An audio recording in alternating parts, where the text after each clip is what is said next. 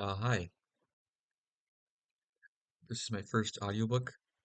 This will be um, a series that I do where I read philosophy books so that people can have an honest way in which they can sort of see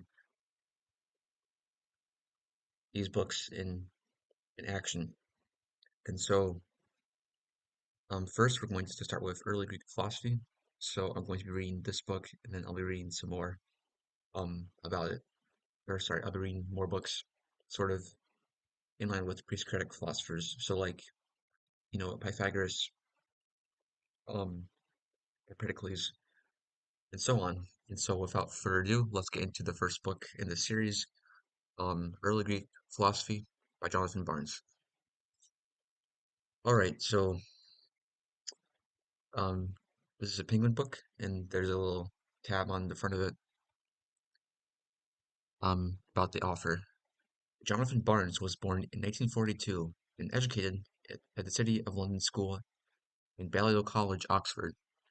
From 1968 to 1978, he was a Fellow of Oriel College, Oxford. Since then, he has been a Fellow of Balliol College, Oxford.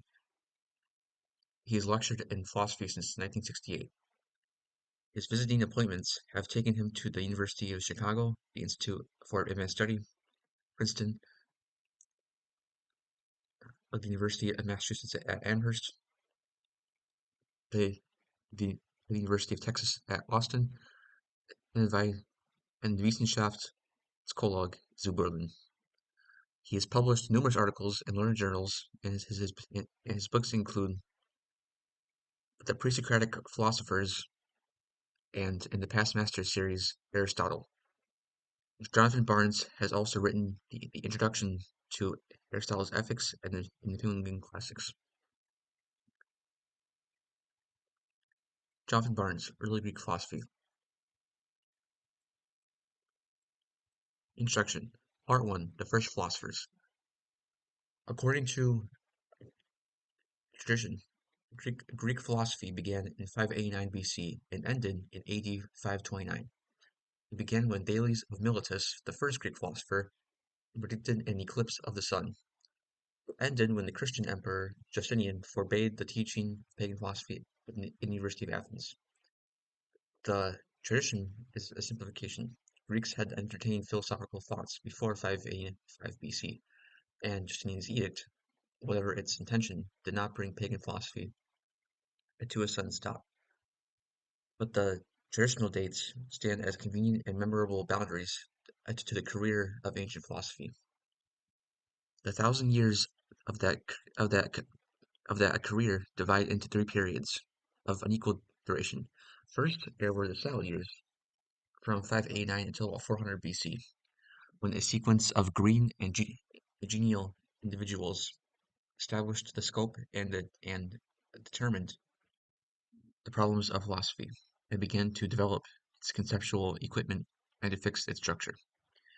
Then came the period of the schools, the first period of Plato and Aristotle, of the Epicureans and the Stoics, and of the Skeptics, in which elaborate systems of thought were worked out and subjected to strenuous criticism. This second period ended in about 100 BC. The long third period was marked in the main by scholarship and anti-criticism. The latter thinkers studied their predecessors' writings with assiduity. They produced commentaries and interpretations, and they attempted to extract a coherent and unified system of thought in which would include all that was best in the earlier doctrines of the schools. The present book is concerned with the first of the three periods, with early Greek philosophy. This period is commonly called the pre-Socratic phase of Greek thought. The epithet is inaccurate, for Socrates was born in 470 BC and died in 399 BC, so that many of the pre-Socratic philosophers were in fact contemporaries of Socrates. But the label is well entrenched, and it would be idle to attempt to evict it. The pre-Socratic period itself divides into three parts. There was first a century of bold and creative thought.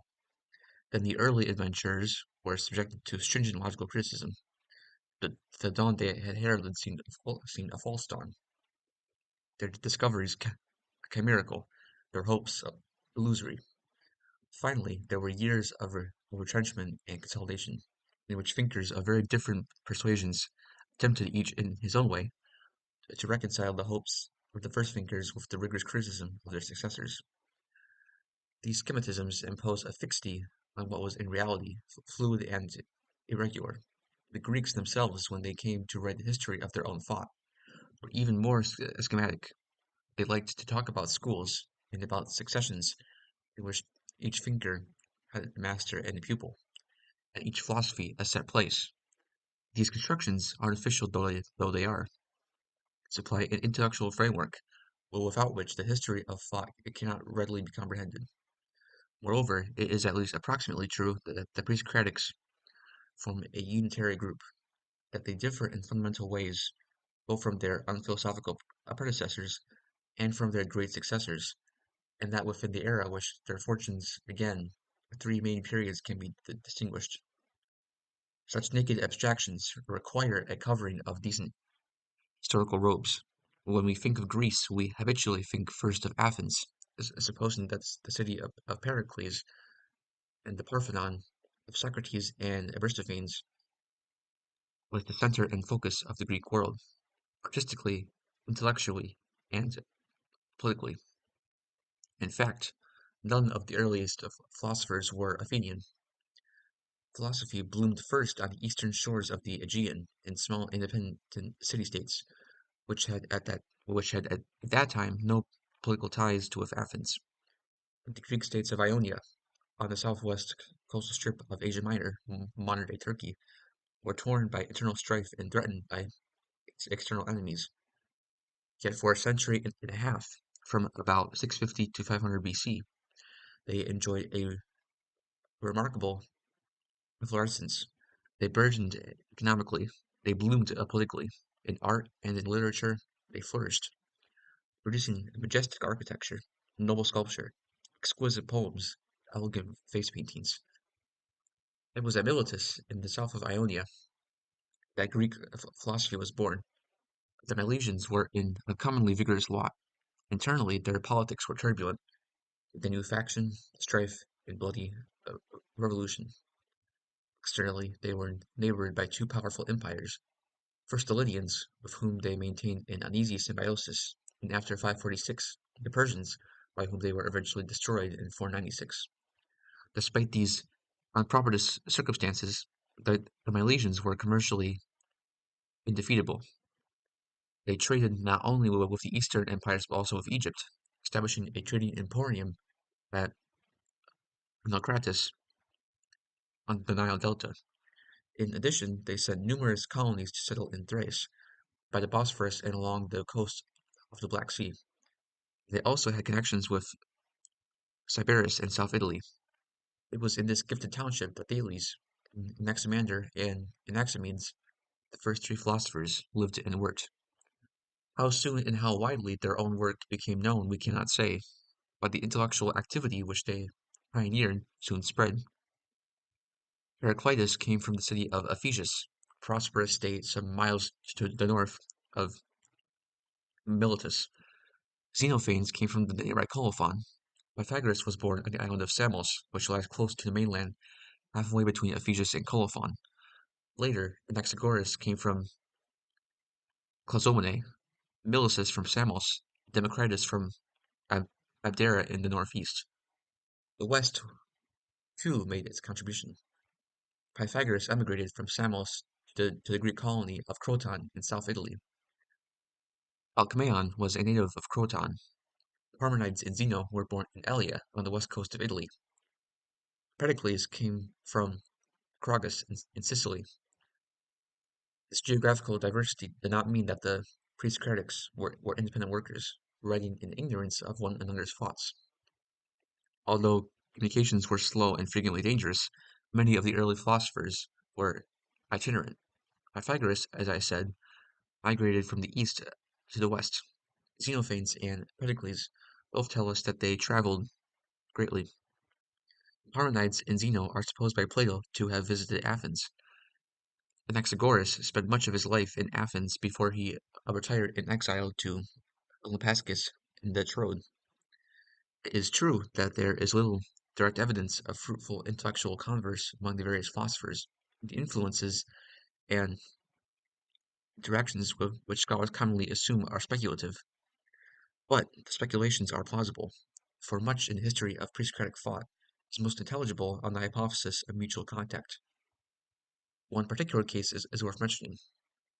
Melissus came from Samos in the eastern Aegean, Parmenides from Elia in West Italy.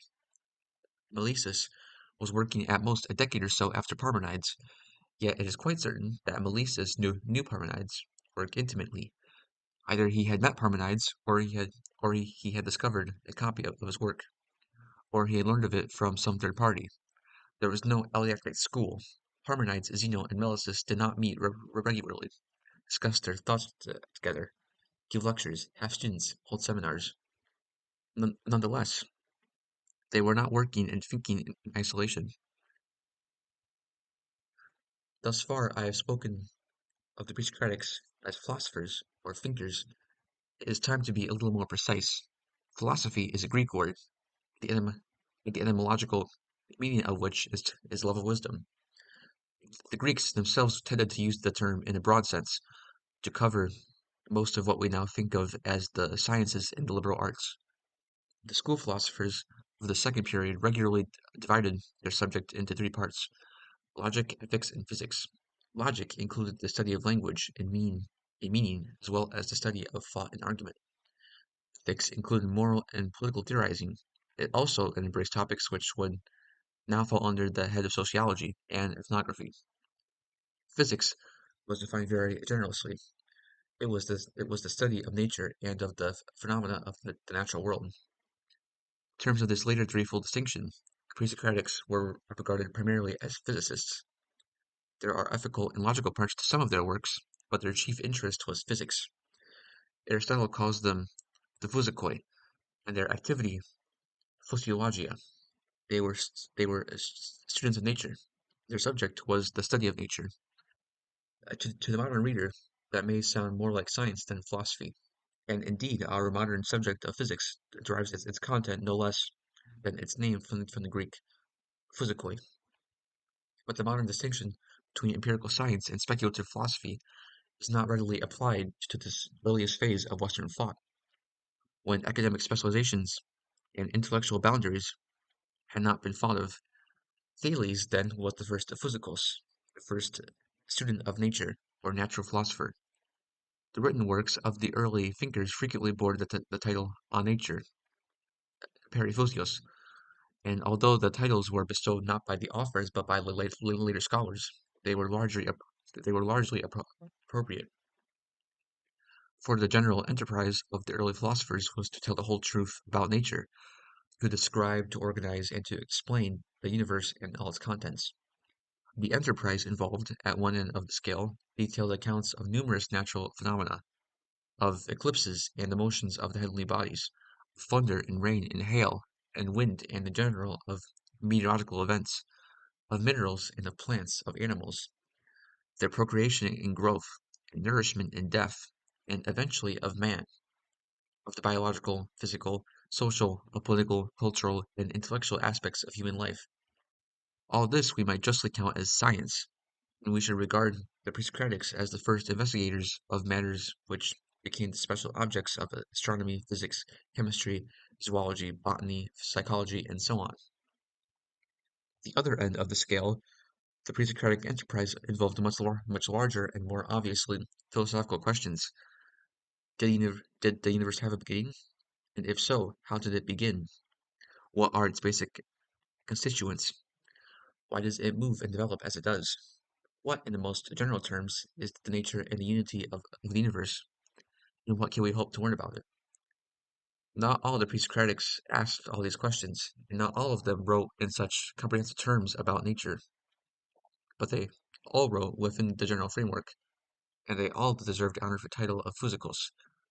Whether we should now call them philosophers or scientists or both is a matter of no importance. The sequence of physicoi, who are the heroes of this book, were not the only intellectual adventurers of early Greece. Indeed, they were not the only thinkers to engage in physiologia. The didactic poets of the age sometimes indulged in philosophical reflection. But the playwrights of the 5th century indicate a widespread interest in philosophical matters. The, the, traged, the tragedian Euripides shows a keen awareness of presocratic speculation, and the comic poet Aristophanes will parody philosophical and scientific notions. The great historians Herodotus and Thucydides are touched by philosophical thought. Several of the early medical writings associated with the name of Hippocrates are thoroughly pre-Socratic in their concerns.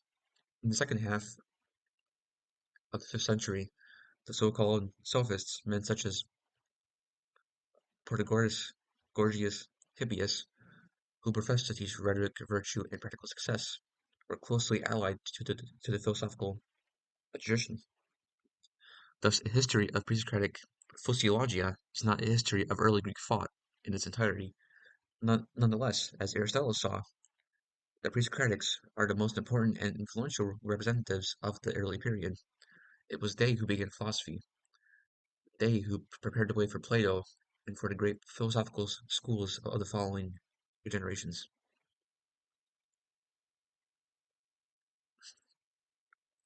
Pre-Socratic philosophy did not spring into existence ex nihilo.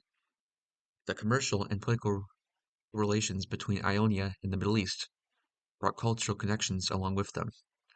Not all observers approved of these ties. Quote, the Colophonians, according to Philartus, originally practiced a tough mode of life, but when they contracted ties of friendship and alliance with the Lydians, they turned to luxury, growing their hair long and adorning it with gold ornaments.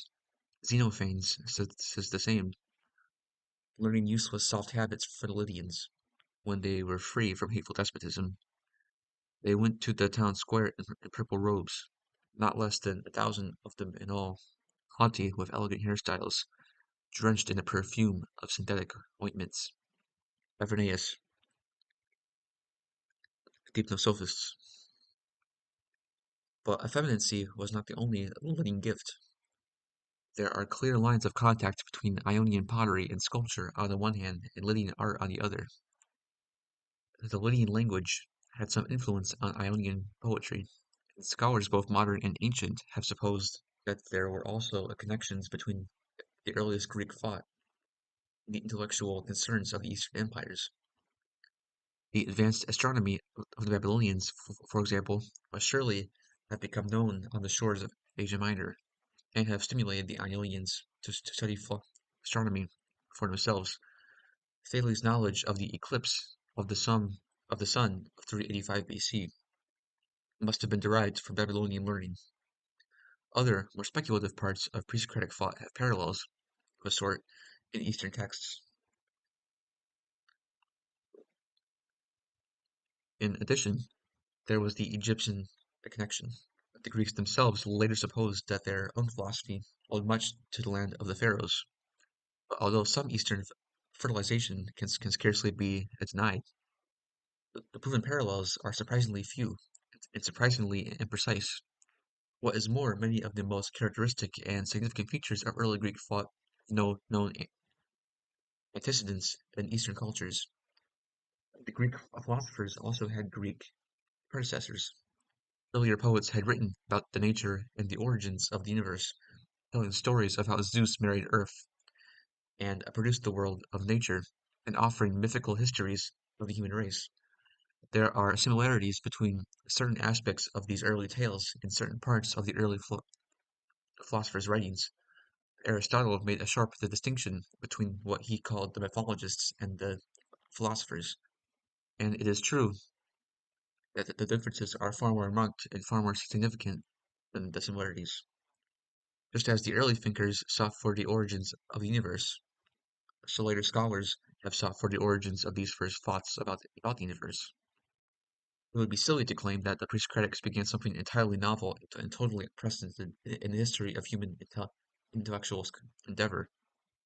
but it remains true that the best researches of scholarship have produced a- remarkably little by way of true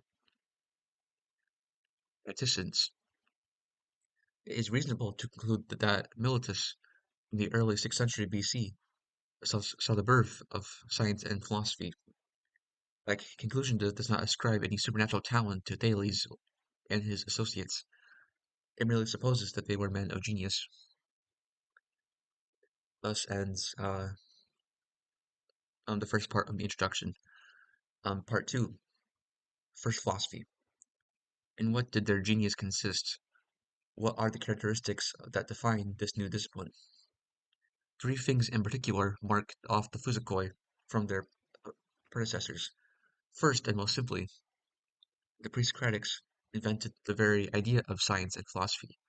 They hit upon the special way of looking at the world, which is the scientific or rational way. They saw the world as something ordered and intelligible, history following an explicable course in its different parts, arranged in some comprehensive system.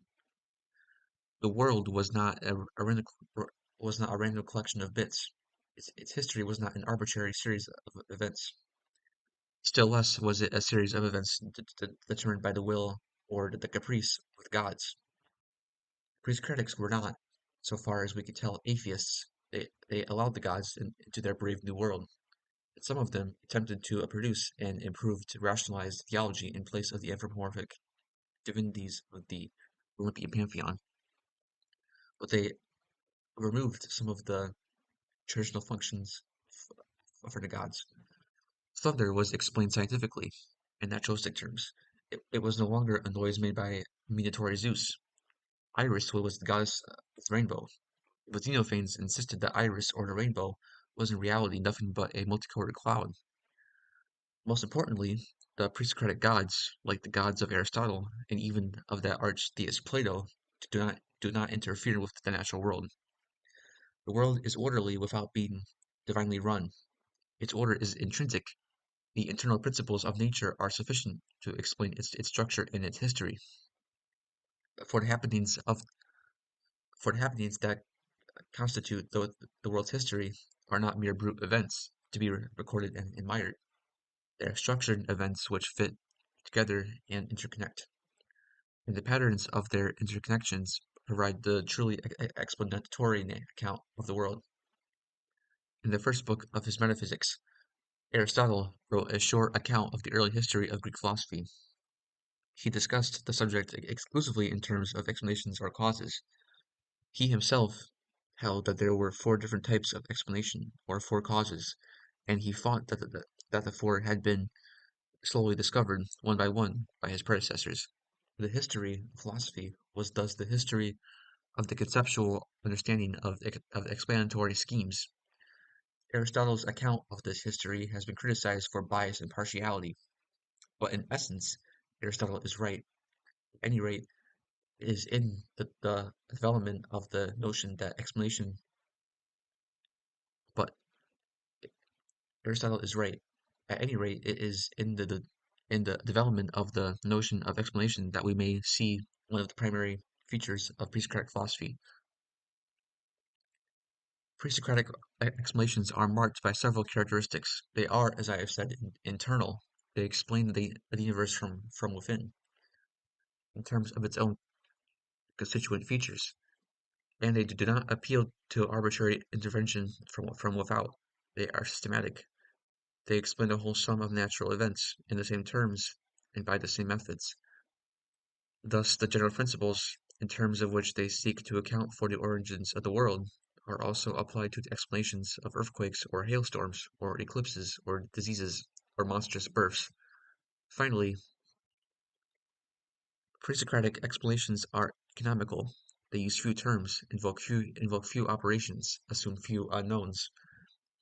Anaximenes, for example, sought to explain everything in terms of a single material element, air, and a pair of coordinated operations, rarefaction and condensation.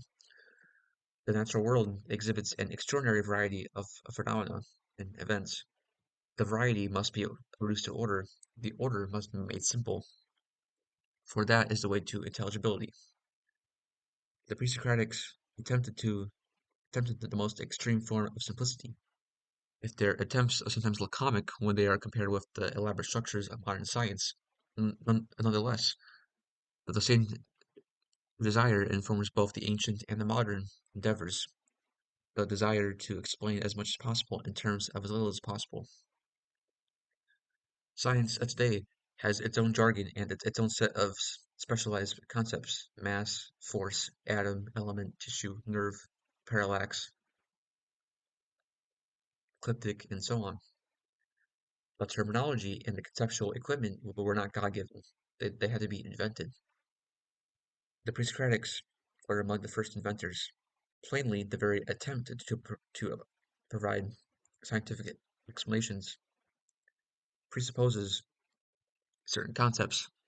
Equally plainly, prosecution of the attempt will bring uh, other concepts to birth. The process will not, or not often, be a self-conscious one. The scientists will not often say to themselves, "Here's a curious phenomenon. We must elaborate new concepts to understand it and devise new names to express it." But concept formation and the consequent development of a technical vocabulary is a constant corollary of scientific struggle.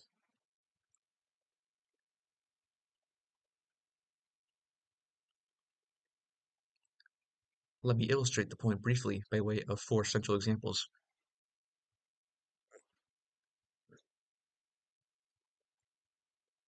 First, there is the concept of the universe, or the world itself.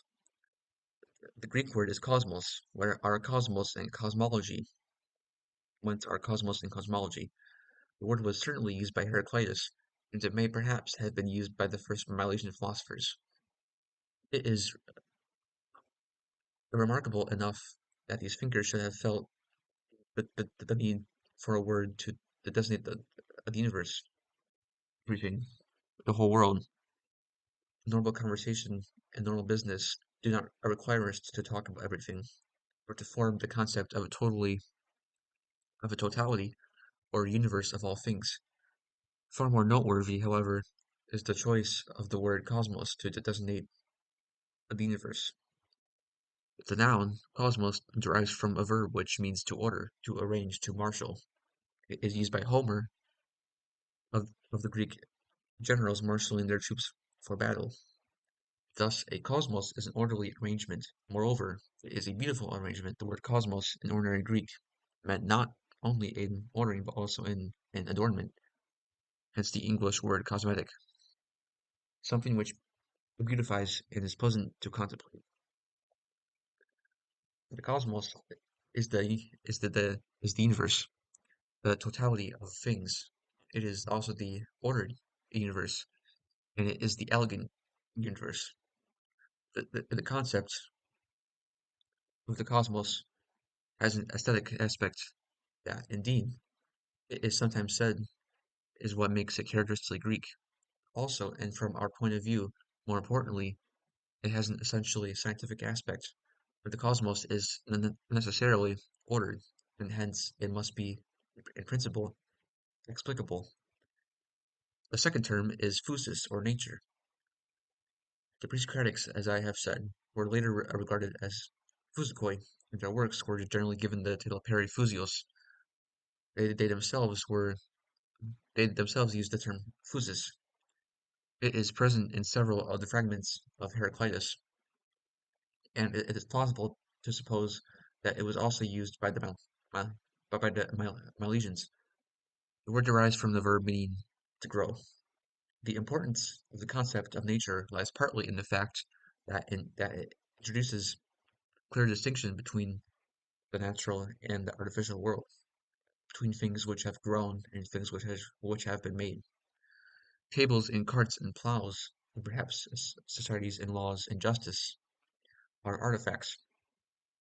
They have been made by designers, human designers in these cases, and they are not natural. They have no nature, for they do not grow. Trees and plants and snakes, and perhaps also rain and clouds and mountains, on the other hand, have not been made. They are not artifacts, but natural objects. They grew. They have a nature. But the distinction between the natural and the artificial, in Greek between physis and tekti, does not exhaust the significance of the notion of nature. In one sense, the word nature designates the sum of natural objects and natural events. In this sense, to discourse on nature is to talk about the whole of the natural world. Physis and cosmos come to much the same thing, but in another and more important sense, the word serves to denote something which within each natural object. In the first fragment of Heraclitus, the term physis designates not the cosmos as a whole, but rather principle within each natural part of the cosmos. When the presocratics inquired into nature, they were inquiring into the nature of things. Any natural object, anything that grows and is not made, has, it was assumed, a nature of its own. Its nature is an intrinsic feature of it, and it is an essential feature, not an accidental or chance fact about it. Moreover, it is an moreover, it is an explanatory feature. The nature of an object explains why it behaves in the way it does, why it has the various accidental properties it does. All scientists are interested, in this sense, in the physis of things. A chemist investigates some stuff, say gold, is concerned to find out the underlying basic properties of gold, in terms of which its other properties can be explained. Perhaps the basic properties of gold are those associated with its atomic weight. These properties will then explain why gold is, say, malleable and ductile, why it is soft and yellow, why it dissolves in sulfuric acid, and so on.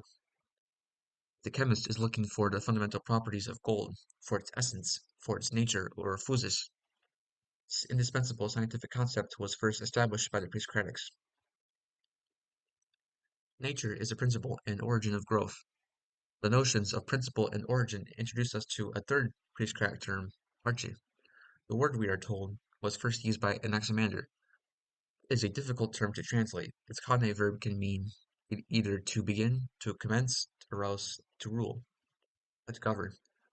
An arche is thus a beginning or origin, and it is also a rule or a ruling principle. Arche was, in fact, the normal Greek word for an office of magistrate. Writers on ancient philosophy often use the term principle or the phrase first principle to render arche, and I shall follow this practice. The term is apt, providing that the reader keeps in mind the Latin etymology of the English word principle is a principium, or beginning. The inquiry into the natures of things leads easily to a search for principles. Nature is growth. What then does growth start from? What are the principles of growth? The origins of natural phenomena. Same questions were readily asked of the cosmos as a whole. How did it begin? What are its first principles? What are the fundamental elements from which it is made, and the fundamental operations which determine its structure and career? The inquiry into arche was in this way closely associated with cosmology, and also with abstract physics or chemistry.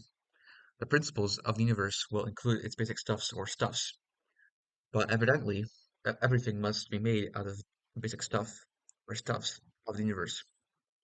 Hence, inquiring into the principles of the cosmos means inquiring into the fundamental constituents of all natural objects. The presocratic inquiries were inevitably crude. Thales, if we are to believe the latter testimony, held that everything is made of water. The arche of the cosmos is water, or perhaps liquid, so that everything in the cosmos is at bottom made of water.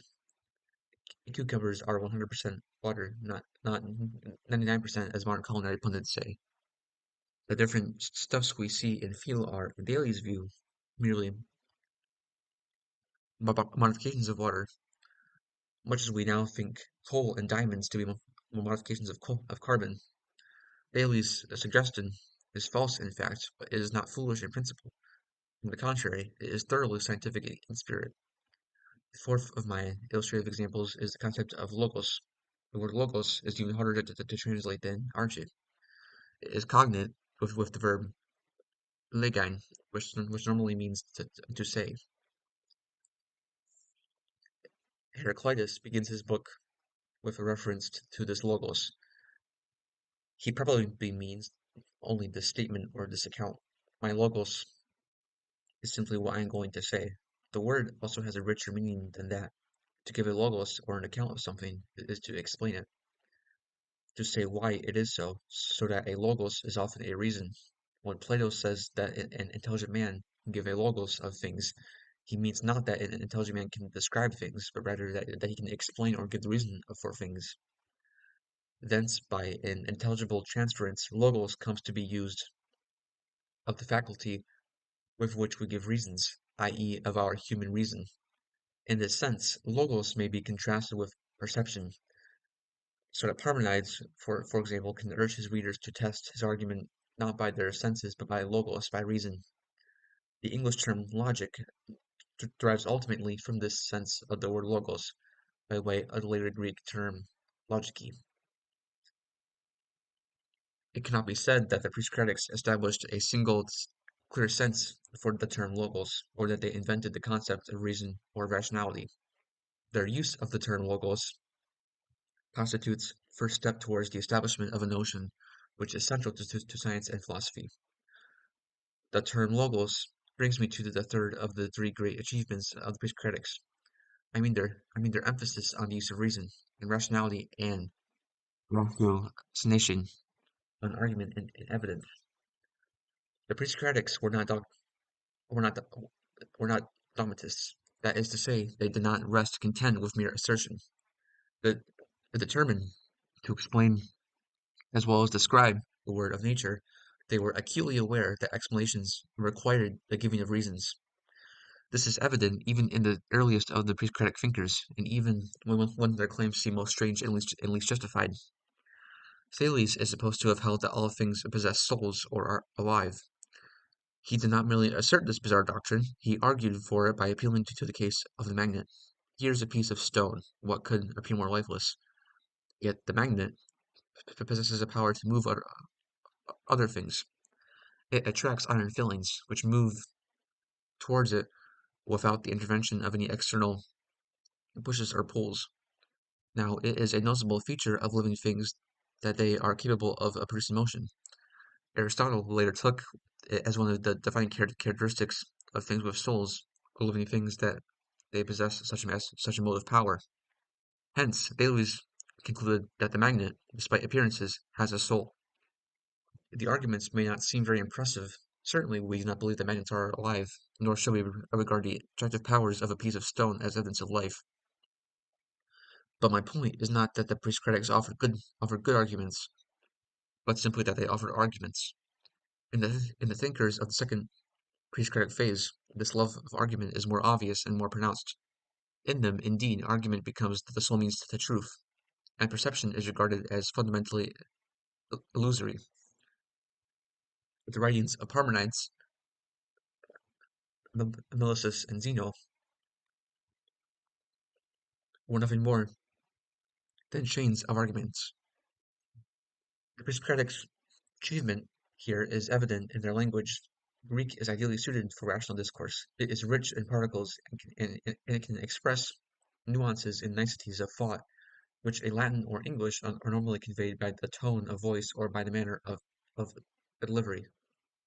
The Greek particles, which are part of the natural language and not devices peculiar to academic writers, make it explicit and obvious what other languages normally leave implicit and obscure. Little words like so, therefore, for, which English customarily omits or includes at the cost of tedious pedantry, are normally expressed in the Greek text. The fragments of Melissus, for example, are peppered with such inferential particles. Pre-Socratic writing wears its rationality on its sleeve. It is important to see exactly what this rationality constituted. So I've already indicated, the claim is not that the Pre-Socratics were peculiarly good at arguing, or that they regularly produced sound arguments. On the contrary, most of their theories are false. and most of their arguments are unsound. This is not as harsh a judgment as it may seem, for the same can be said of virtually every scientist and philosopher who has ever lived. Secondly, the claim is not that the presocratics studied logic or developed a theory of inference and argument. Some of them, it is true, didn't reflect on the powers of the mind and on the nature, scope, and limits of human knowledge, but the study of logic was invented by Aristotle, and Aristotle rightly boasted that no one before him had attempted to make explicit and systematic the rules and procedures which govern rational thought. Nor thirdly, am I suggesting that the presocratics were consistently critical thinkers. It is sometimes said that the essence of science is criticism, inasmuch as science lives by the constant critical appraisal of theories and arguments. Whether or not that is so, the presocratics were not avid critics. Although we may talk of the influence of one presocratic on another, no presocratic, as far as we know, ever indulged in the exhibition and criticism of his predecessor's view. Parmenides urged his readers to criticize his views, but his urgings went unanswered. Critical reflection did not come into its own until the 4th century BC. What then is the substance of the claim that the presocratics were champions of reason and rationality? It is this: they offered reasons for their opinions, they gave arguments for their views, they did not utter ex cathedra pronouncements. Perhaps this seems like an unremarkable achievement. It is not. On the contrary, it is the most remarkable and most praiseworthy of the three achievements I have rehearsed. Those who doubt the fact should reflect on the maximum of George Berkeley, the 18th century Irish philosopher. All men have opinions, but few men think. Alright, that concludes part 2 of the introduction. Now we're moving into part 3. Part 3, the evidence. A few presocratics who wrote nothing, but most put their thoughts to paper. Some wrote in verse and some in prose. Some wrote a single work, and others several. Democritus, whose works were arranged and catalogued by a scholar in the 1st century AD, apparently composed some 50 books. All told, that the collected works of the presocratic thinkers would have made an impressive row on the library shelves. Of all those works, not one has survived intact for us to read. Some of them endured for at least 1,000 years. For the author, Simplicius, who lived in Athens in the 6th century AD, was the first to consult texts of Parmenides, Meletius, Zeno, Anaxagoras, Diogenes of Apollonia, and others. But Simplicius himself remarks that Parmenides' book was a rarity, and it is not difficult to imagine that by his time many other presocratic works had actually disappeared. The presocratics were never bestsellers, books were easily destroyed. Our knowledge of the presocratics, then, unlike our knowledge of Plato or Aristotle, is not gained directly from the books they wrote. Rather, it depends upon indirect information of two different types. First, there are numerous references to presocratic thought in the surviving works of later authors. Some of these references are brief and casual allusions, or mere embellishments to a text whose chief aim was not the transmission of historical information about early philosophy. Many of the references are embedded in later philosophical texts. For example, in Aristotle's Metaphysics and in his Physics, these accounts have a historical purpose, and they are written with a philosophical intention, but they are not, properly speaking, histories of philosophy. Finally, there are genuine attempts at the history of philosophy. We can now read such histories in brief handbooks, for example, in the history of philosophy, which goes under Galen's name. The ambitious but uncritical lives of the philosophers by Diogenes Laertius, and several works of Christian polemic, such as The Refutation of All Heresies by Hippolytus, and scholarly writings of the late antiquity, most notably in the commentary on Aristotle's Physics by Simplicius. These histories, or doxographies, as they are commonly called, have been the subject of subtle scholarly investigation. In themselves, they are of uncertain value. They were written centuries after the thought was they chronicle, and they were written by men with different interests and different outlooks. If Bishop Hippolytus, for example, ascribes a certain view to Heraclitus, we should not believe him before answering two important questions. First, from what source did he draw his information? For the channel which winds from Heraclius too. Hippolytus is long, and we must wonder if the information following down it was not sometimes contaminated with falsehood or poisoned by inaccuracy. Secondly, what were Hippolytus's own philosophical predilections, and what were the aims of his own books?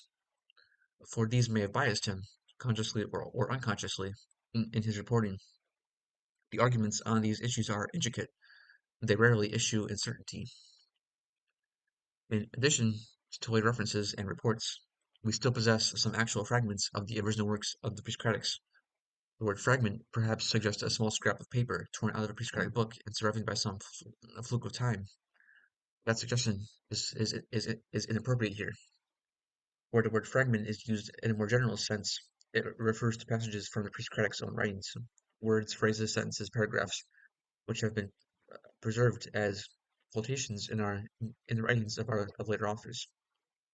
These fragments constitute our most precious testimony to the views of the presocratics.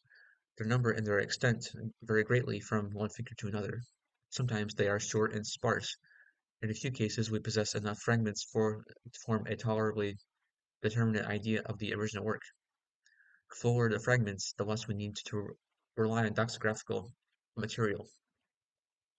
But even in the most favorable cases, the doxographies are of importance. They provide indirect evidence where direct evidence is missing, and they give invaluable aid to the interpretation of the fragments themselves. For it should not be thought that these fragments are readily extracted from their context, readily understood and interpreted. There is a sequence of difficulties of which every serious student of early Greek philosophy becomes quickly aware. It is necessary to say a little about these difficulties here. They have, in any case, an intrinsic interest of their own. Let us consider the general issues through the medium of a particular example. Take the following passage, which will reappear in the chapter on Anaxagoras. Quote, in the first book on the physics, Anaxagoras says that uniform stuffs, infinite in quantity, separate off from a single mixture, all things being present and each being characterized by what predominates.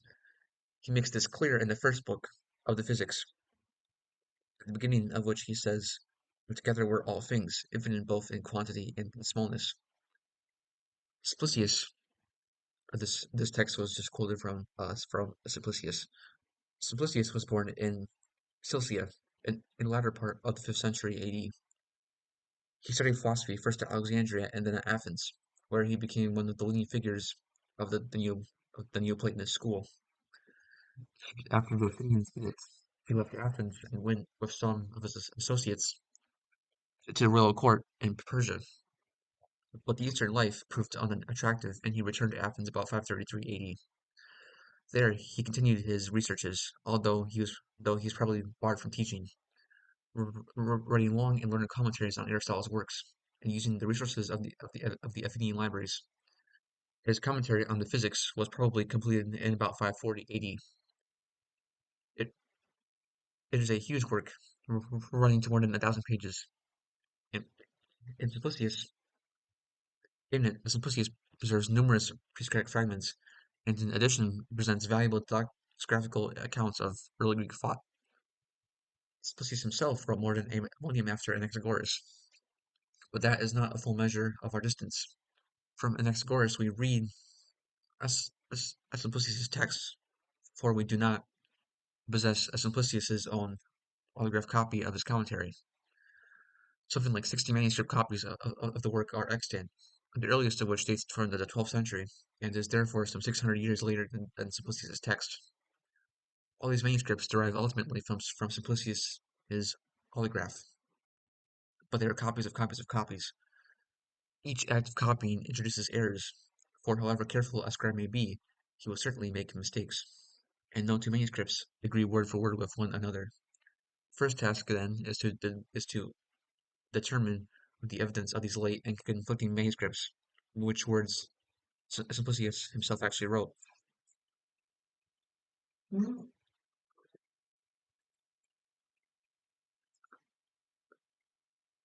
In our illustrated text, some of the manuscripts give the Greek for a single mixture, and that is the Greek I've translated. Other manuscripts give the Greeks for some mixture. Here the variants differ little in sense, and the choice between them is not of great moment. In many cases, however, the readings of different manuscripts give radically different senses. The discipline of textual criticism has procedures and techniques whose aim is to produce the best text, or the text closest to what the author originally wrote. Often, it is possible to decide which of several variant readings offered by the different manuscripts is the original reading. Occasionally, it is clear that none of the manuscript readings can be correct, and conjectural emendation may, with greater or less plausibility, restore the original text. Quite often, we are obliged to confess that we do not really know what precise words Simplicius wrote down. Once Simplicius' text is established, we may turn to the exploring material embedded in it. Here the first question is whether or not Simplicius purports to be quoting an Anaxagoras. This question is easy in the case of the presocratics who wrote in verse, as Parmenides and Empedocles did. For if Simplicius remarks that Parmenides says this and then breaks it into verse, we can be sure that he is purporting to quote Parmenides, not merely to paraphrase him. With prose authors, the question is much harder. Occasionally, Simplicius will say X says in these very words that, and then we know that he purports to quote. But such explicitness is rare. Far more often, he, like any other source, will simply say that X says that. In Greek, as in English, phrases of that sort may as well introduce paraphrase, even a remote paraphrase, as a verbatim citation. To distinguish citations from paraphrase, we must rely on various linguistic signs. For example, if Simplicius writes, Anaxagoras says that, follows it with a paragraph of prose in an archaic style, it is plausible to infer that he is purporting to quote Anaxagoras. So it is in our illustrative text. But if the saying is short, there may be nothing to distinguish quotation from paraphrase. Suppose then that we have established Simplicius' text and have determined that he purports to quote Anaxagoras. Not all purported quotations are actual quotations, and not all actual quotations are purported quotations. But in this context, the possibility of disguised or unannounced quotations need not exercise us. When Simplicius purports to quote from a work written 1,000 years before his time, he could be in error. The work he cites could be a forgery, but the counterfeiting of early texts was a popular pastime in the ancient world, and among the presocratics, Pythagoras and his immediate followers had numerous works falsely fathered on them. Again, there may have been a simple mistake. The book from which Simplicius quotes may have been wrongly labeled or misidentified. Some scholars have thought that Simplicius did not have a proper text of Anaxagoras available to him. His quotations, as they think, come from a later epitome of Anaxagoras' book, not, as he thought, from the book itself. In this particular case, I do not think that skepticism is justified, but the possibility of such error demands contemplation. Suppose now that we have a genuine quotation of Anaxagoras before us. The next question concerns its contents, and first, its context in the most literal sense of the term. What words did Anaxagoras use? For there is no reason to assume that Simplicius's words must accurately represent Anaxagoras' words. On the contrary, there is every reason to think that they do not. As Simplicius may be quoting from memory and misremembering, or he may be quoting from a text he has in front of his eyes and miscopying. Errors of both sorts are easy and common. More importantly, even if Simplicius is accurately transcribing the text he himself has in front of him, there is no guarantee that his text is faithful to the original. During the millennium separating Simplicius from the presocratics, the works of Anaxagoras must have been copied many times over. Just as we read copies of Simplicius's autograph, so Simplicius will have read copies of Anaxagoras' autograph. The probability that Simplicius read a pure text of Anaxagoras is 0. What can a modern scholar do about this? Some presocratic passages are quoted more than once. The phrase of the quotation in our illustrative text. The first phrase of the quotation in our illustrative text became the to be or not to be of presocratic thought. It is cited some 60 times by some 620 authors. In such cases, there are always varying versions of the text, but there's often reason to prefer one version to another. For example, an author who quotes a brief passage was probably quoting from memory, and he is therefore more likely to have made an error than an author who quotes a long portion of the text, who quotes a longer portion of the original and was presumably transcribing it from his copy of the text.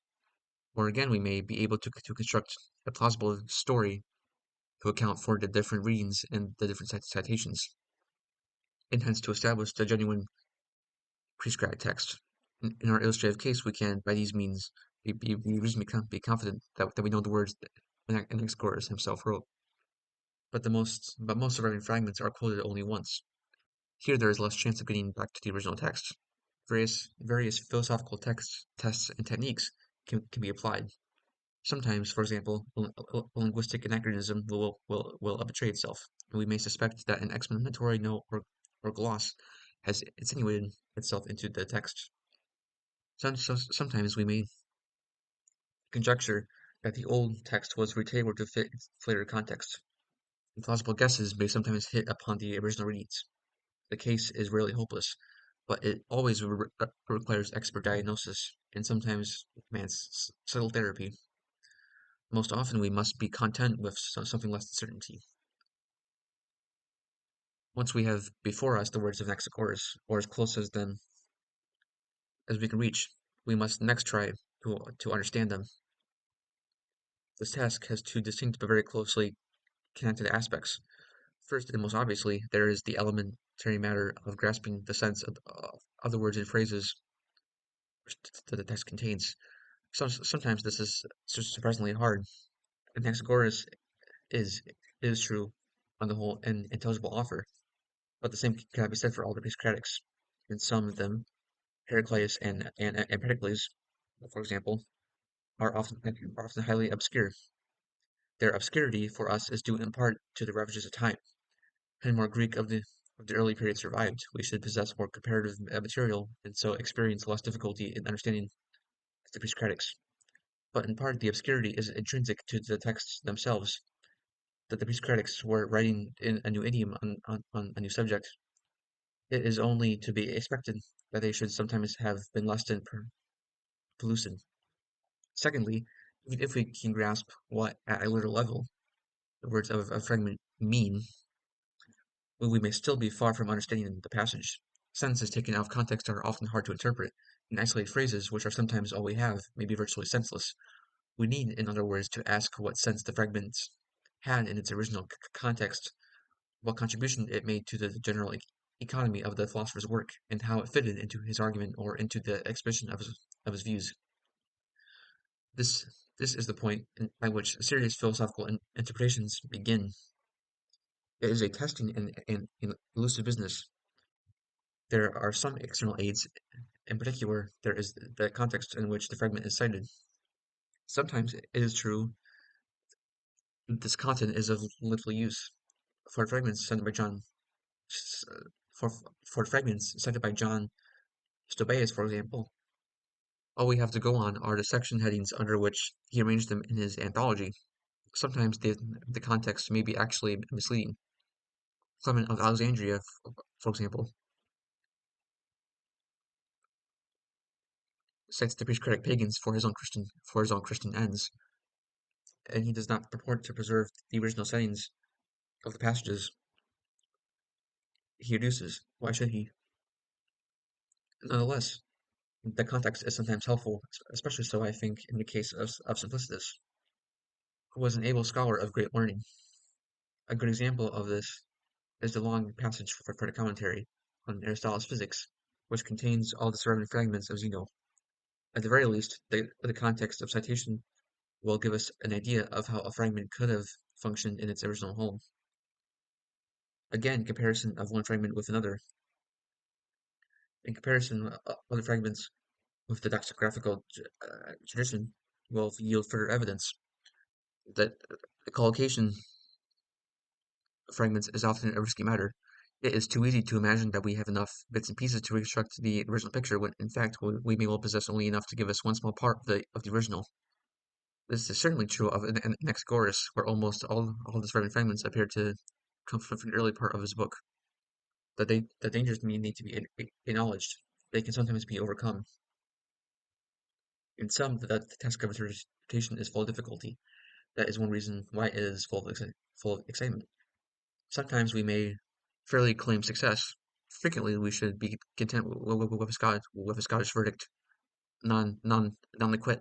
It is not clear. But these questions take us beyond the scope of the present book, whose function is not to offer an exegesis of presocratic thought, but to exhibit the material on which any exegesis must be based. So concludes part 3 of the introduction, and then now we're moving into part 4, the texts. This book contains English translations of the surviving philosophical fragments of the presocratic thinkers. In each chapter, the fragments have been supplemented by extracts from the lexicographical material. The surviving doxography is vast and very repetitive. Comprehensive translation would fill several tedious and confusing volumes. The selection of text here does not pretend to convey all we can glean from the doxography, but is intended to include all the most important items and to give a fair sample of the unimportant items. The main chapters of the book thus present a partial view. The subjects relative to the evidence we possess. They also inevitably present a partial view relative to the sum total of the original evidence. For it is not to be supposed that the surviving information represents a balanced account of the original works. Some parts of the presocratic writings happen to have been well reported. Others were only sketchily described, till others were entirely forgotten. We can do little to redress things. The information which we do possess is contained in a large number of different and disparate texts, and it cannot be readily be set out in a manner which reveals the general drift and tenor of the philosophies it describes. From the material exhibited in the chapter on Heraclius, for example, it is no easy business to form a general impression of the overall shape and intention of his thought. The next chapter is designed to mitigate this difficulty. It contains a sequence of brief synopsises of the main views of each thinker, insofar as they can be known. The synopsises are not substitutes for the text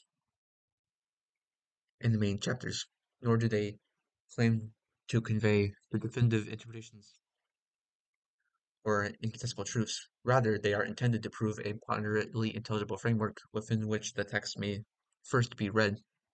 I hope that the reader will forget them as soon as he has found his own way through the texts. They are fixed ropes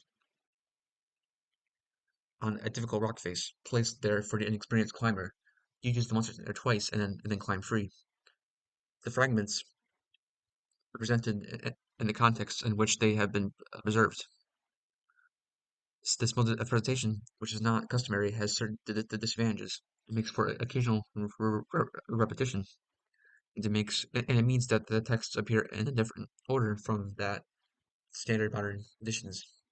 But the disadvantages are, I think, decisively outweighed by the advantages.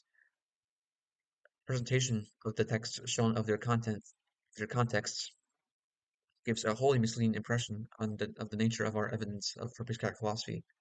Translation in context avoids that erroneous impression, and at the same time, it enables the English reader to see how difficult it often is, especially in the case of prose fragments, to distinguish genuine citations from paraphrases or mere allusions.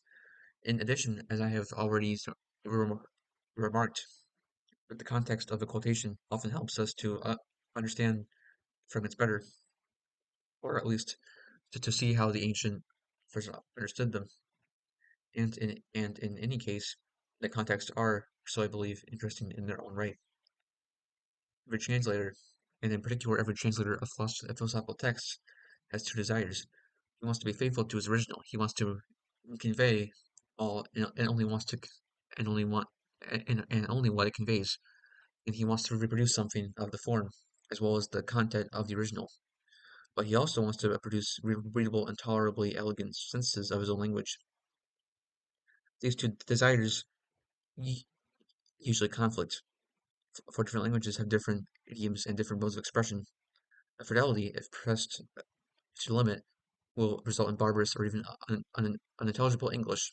Elegance will disguise the sense and the argumentative flow of the original.